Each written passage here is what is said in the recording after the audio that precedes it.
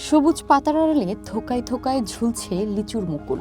কোথাও হালকা বাতাসে দুলছে মুকুলের ডাল, কোথাও মৌমাছির গুঞ্জন শব্দে মুখর বাগান। ৮০ দশক থেকে পাবনার ঈশ্বরদীতে লিচুর চাষ শুরু হয়। প্রথমে অল্প সংখ্যক চাষি শখের বশে লিচু চাষ শুরু করলেও এখন সেখানে বাণিজ্যিকভাবে লিচু চাষ হচ্ছে। আশা করছি এবার ব্যাপারেও বেশি আসবে, দামও বেশি হবে, যারা কিনছে তারাও একটু লাভবান হবে। লিচু আশাবাদী কি এবার ওয়েদারটা ভালো আছে, লিচুটা যেভাবে আছে এভাবে ফলনটা যদি ভালো হয় অনেকটা ভালো হবে। চাষিদের দম ফেলার সময় নেই। সকাল থেকে সন্ধ্যা পর্যন্ত তারা ব্যস্ত পরিচর্যায়। কেউ সেচ মেশিন বসিয়ে পানি দিচ্ছেন, কেউ মুকুল রক্ষায় কীটনাশক স্প্রে করছেন, আবার কেউ গাছের গোড়ায় জৈব ও রাসায়নিক সার প্রয়োগ করছেন। 15 দিন পর পর পানি দিতে হবে, দেওয়ার পরে তারপর স্প্রে দিতে হবে। স্প্রে দেওয়ার পরে যখন মুকুল ফুটবে তখন কোনো স্প্রে চলবে না, গুটে আসলে আবার স্প্রে চলবে। এখন বালা মুসিবত যদি গেলে, রোদ বৃষ্টি যদি গেলে, ঝড়ঝাপটা যদি গেলে ক্ষতি না হয়, তাহলে আল্লাহ দিলে বাম্পার ফসলই হবে এবার।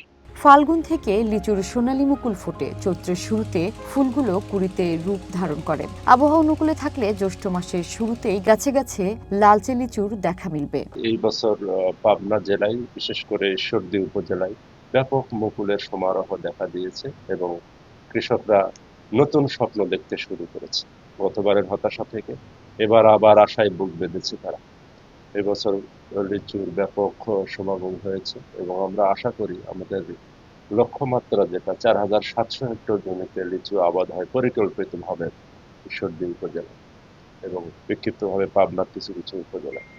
তো এবছর আমরা লক্ষ্যমাত্রা অতিক্রম করতে পেরেছি এবং উৎপাদনেও আমরা লক্ষ্যমাত্রা অতিক্রম করতে পারবো বলে আশাবাদী। কারণ কৃষি বিভাগের পক্ষ থেকে লিচু চাষী ভাইদের আমরা সার্বক্ষণিক পরামর্শ দিয়ে যাচ্ছি পরিচর্যার বিষয়। শুধু মুকুল দেখে আশান্বিত হলেই হবে না, শেষ পর্যন্ত পরিচর্যা অব্যাহত রাখলে আমাদের উৎপাদনটা বহাল থাকবে। চলতি বছর জেলায় ৪,৭০০ হেক্টর জমিতে লিচুর আবাদ হয়েছে।